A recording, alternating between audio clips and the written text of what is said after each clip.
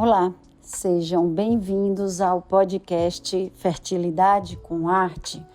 O assunto hoje é de extrema importância para as mulheres, pois iremos falar sobre a endometriose, uma doença bastante frequente no mundo das mulheres, onde se estima que 7 milhões de mulheres no Brasil apresentem essa doença.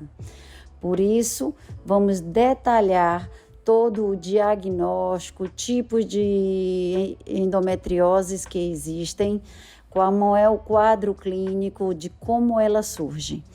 Acho que vai ser bem esclarecedor e conto com a participação de vocês para acompanhar esse podcast e depois nos mandar mais dúvidas. Eu me chamo Altina Castelo Branco, sou a diretora técnica da Clínica Arte Fértil Medicina Reprodutiva em Recife e vamos ao que interessa então. O que seria a endometriose? É uma doença do bem, então benigna, não vai virar um câncer, mas como é que ela surge? É o tecido interno do útero, a camada interna, que se chama endométrio, que todo mês, quando a mulher menstrua, esse endométrio descama e desce na menstruação. Acredita-se que também ele vai refluir, vai de forma retrógrada para a trompa e cai na cavidade abdominal. E lá, em algumas mulheres, ele vai se implantar, ele vai aderir, seja na bexiga, no intestino, atrás do útero, nos ovários, e vai ficar funcionante esse tecido. Ou seja, nos meses subsequentes, quando essa mulher menstruar, esse tecido que estará dentro da cavidade abdominal também vai sangrar. E com esse sangramento vai criar um processo inflamatório que vai a médio e longo prazo criando aderências. E o que são aderências? É quando um órgão vai colando no outro, vai aderindo. E por isso é muito comum essa mulher sentir dor. Porque se esse útero está colado no intestino, está colado nas trompas ou no ovário, quando a musculatura do útero for contrair no período menstrual, ele vem trazendo em bloco o intestino, bexiga, e acaba que essa contração muscular acaba sendo irregular. E aí causa espasmos e dá uma cólica menstrual dolorosa. Aí muitas mulheres dizem assim, mas é comum ter cólica menstrual. Um alerta para essa doença é quando essa paciente diz assim, há 5 anos atrás eu tinha uma cólica que eu tomava um analgésico simples e passava e trabalhava e fazia ginástica e que ao longo dos anos essa dor vem piorando, ela vai precisando aumentar o número de analgésicos ou tomar analgésicos mais fortes para conseguir ter uma vida normal nesse período menstrual. E algumas ficam incapacitantes, ou seja, no período menstrual ela mal consegue sair da cama, precisa ir para emergências para tomar medicamentos mais fortes na veia. Aí já é um alerta que ela tem aderências. E uma das causas dessas aderências é essa doença endometriose. Além dessa origem, que é essa menstruação retrógrada, que é a teoria de Sampson, se imagina que tenham outras causas, porque a gente encontra esse tecido do endométrio no pulmão, em regiões que não estão na cavidade abdominal.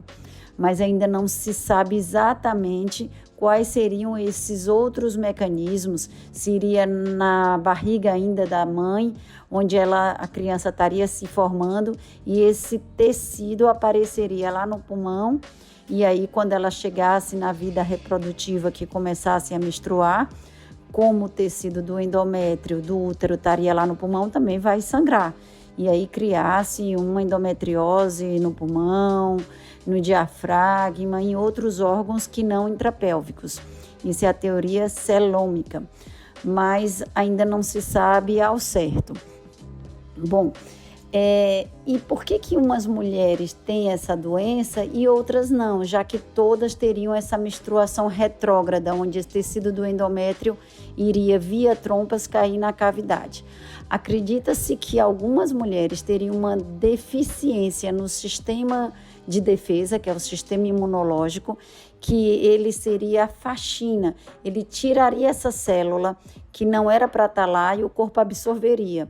E se ela tem uma deficiência desse sistema imune, essa célula fica lá, o corpo não elimina e ela começa a funcionar ali. E aí, todo mês, então, ela vai agir como se estivesse no útero, menstruando, sangrando, e esse sangue cria fibrinas, que são moléculas também de inflamação, causando, então, uma vascularização mais exuberante na pelve e criando aderências. Há também uma predisposição genética, por isso que quando você tem na família uma prima que já teve, uma irmã, uma mãe, a gente imagina que você teria mais risco, já que teve alguém da família que já teve. Mas isso se imagina que é porque teriam provavelmente genes no nosso DNA que favoreceria essa alteração talvez do sistema imune e facilitando o aparecimento dessa célula do endométrio funcionante. Seria mais ou menos a semelhança de um câncer de mama, que quando você tem o BRCA1, por exemplo, que é um gene responsável por uma predisposição do câncer de mama. Então, é uma predisposição genética, porque se minha mãe, minha tia tem esse gene, eu posso ter, então eu estaria naquele grupo de pessoas de risco. Só que a gente ainda não sabe quais seriam os genes responsáveis por um aumento do risco de se ter a endometriose. Como hoje já se sabe desse gene para o câncer de mama, que não quer dizer que quem tem vai ter o câncer, mas estaria no grupo de risco. Então, por isso que nós temos essa predisposição genética e que provavelmente vai influenciar também no sistema imune, favorecendo em algumas mulheres o surgimento da endometriose e outras não. Diante desse entendimento da doença, a gente vai entendendo o quadro clínico. A dor, que é muito comum nessas mulheres, a gente já sabe o porquê. É por conta das aderências, dessa inflamação na pelve. E um outro quadro bem comum é a presença dessas mulheres terem uma dificuldade de engravidar, uma infertilidade, que vai ser mais severa em algumas e menos de acordo com a intensidade da doença. Porque se essa mulher tem uma endometriose numa fase mais leve, provavelmente ela tem uma inflamação, mas as aderências são leves, então não estariam comprometendo as trompas. Assim, a gente pensa que a endometriose dificulta de engravidar por um mecanismo que é o inflamatório e o outro, que é a médio e longo prazo, que é um mecanismo mecânico, porque essas aderências vão comprometer a função das trompas, que são os órgãos responsáveis por captar o óvulo, e é na trompa que o óvulo e o espermatozoide vão se encontrar. Então, quanto mais presa, mais aderida essa mulher tiver à trompa, menos chances tem de captar o óvulo. E se essa trompa ficar muito inflamada, pode até obstruí-la. E aí não teria como o óvulo e o espermatozoide se encontrar na trompa, em vivo. E ela teria que recorrer a uma fertilização in vitro, mas isso seria em casos mais severos da doença, que acabou por repercutir numa obstrução das trompas. Pensando nisso, a gente tem então 3 tipos de endometriose na classificação. A endometriose, onde esses focos do tecido do endométrio são bem superficiais e que estão meramente no tecido que reveste os órgãos, chamado endometriose peritoneal. Peritônio é o tecido que reveste os órgãos, ovários, intestinos, bexiga. A segunda classificação da endometriose seria a endometriose ovariana. É quando esse tecido do endométrio, esses implantes já atingiram o ovário, causando uma bolsa de sangue no ovário, e aí se chama os cistos de endometrioma. É um cisto que nos exames de imagem, de ultrassom e ressonância, a gente vê uma imagem acinzentada, hipoecogênica no ovário, e aí é um foco de endometriose ovariana. O terceiro e mais grave, porque a doença está mais avançada e que normalmente é quando a paciente tem mais dores pélvicas, é a endometriose profunda. Por que chama profunda? Porque vai ter focos entre o ovário, o intestino, o útero, e esse implante já penetrou, já criou raízes mais profundas. Ele já penetrou provavelmente as 3 camadas de cada órgão. No intestino, por exemplo, a gente tem a serosa, tem a muscular e a luz do intestino, que é por onde passam as fezes. Então, esse implante do endométrio, que estava dentro da cavidade, passou pela mucosa, pela muscular e já saiu na luz do intestino. Por isso que algumas dessas mulheres, às vezes, sangram pelas fezes no período menstrual. É esse implante que está sangrando no período menstrual, igual o endométrio que está dentro do útero.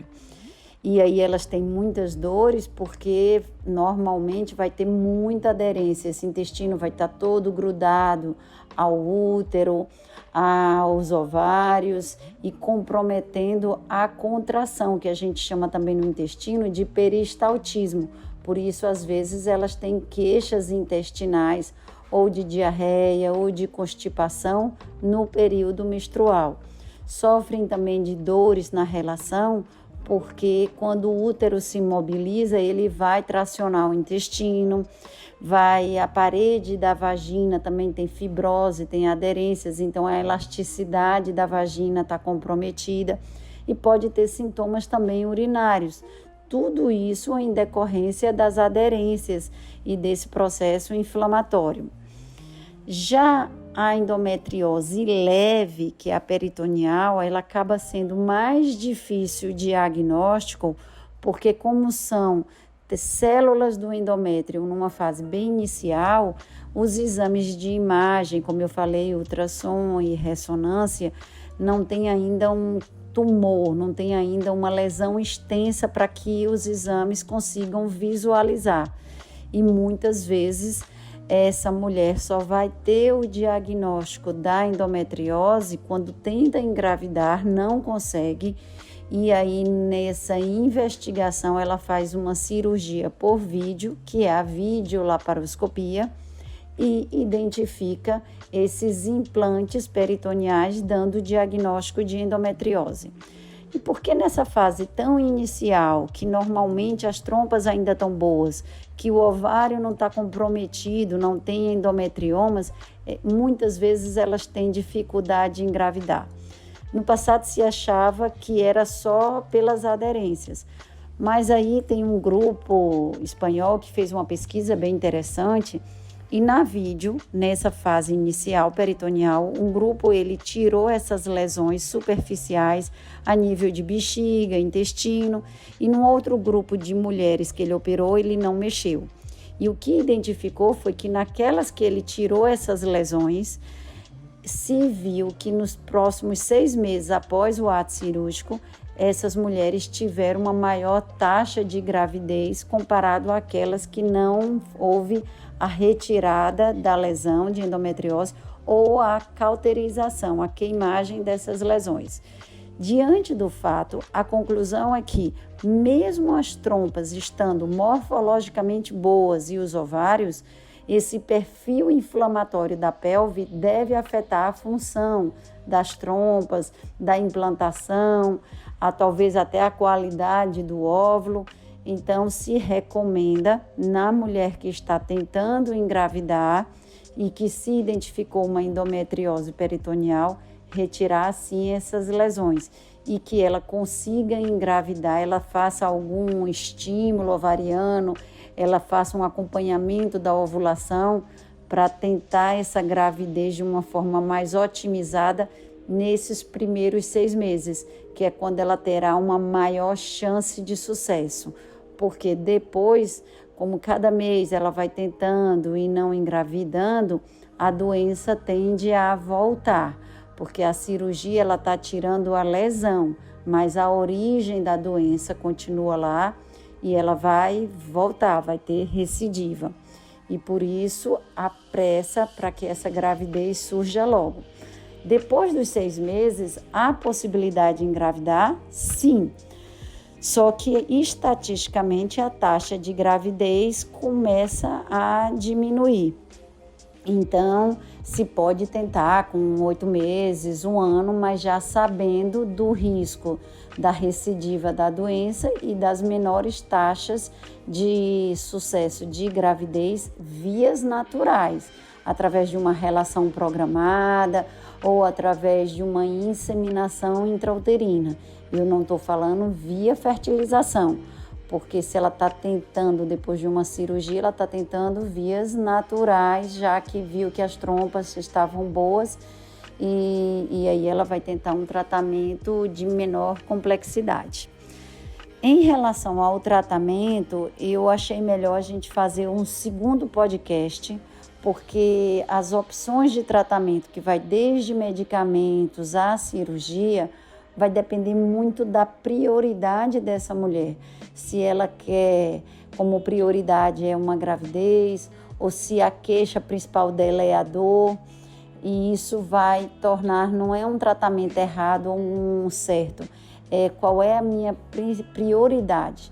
Porque se é a dor, de repente ela vai fazer ou um tratamento cirúrgico, ou vai ficar sem menstruar. Se a prioridade dela é uma gravidez, eu não posso fazer uma medicação para deixar ela sem menstruar, porque senão como é que ela vai conseguir uma gestação? E é por isso que muitas vezes isso faz uma confusão na paciente, que diz que foi para um médico e ele sugeriu remédio, o outro sugeriu injeções ou um DIU de Mirena, o outro cirurgia. Então, todos esses tratamentos são viáveis e são importantes. Agora, vai depender da prioridade dela a escolha do tratamento.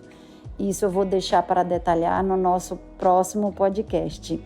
Agradeço a todos os nossos seguidores e vamos retomar esses podcasts que eu estava um pouquinho atrasada para tentar tirar dúvidas de vocês. Conto com a participação de vocês todos no nosso Instagram, artefertil.reprodução.humana, ou no nosso site artefertil.com.br, que mandem mais perguntas, e agradeço a todos a participação e o feedback de se estão gostando. Até o nosso próximo encontro. Obrigada.